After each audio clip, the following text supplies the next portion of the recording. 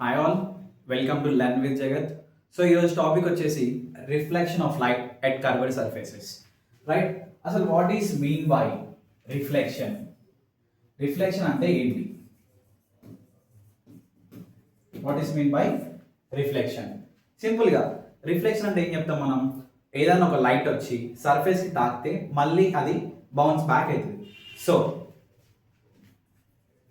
the bouncing back of light rays within the same medium is called ఏం చెప్తాం మనం? Reflection.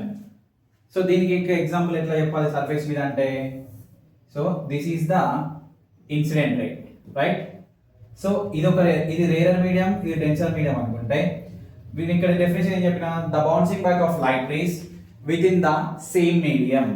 అంటే ఎక్కడైతే మనకి ఇన్సిడెంట్ రే సర్ఫేస్ మీద తాకుతుందో అక్కడ మనకి నార్మల్ అనేది ఫామ్ అవుతుంది ఫస్ట్.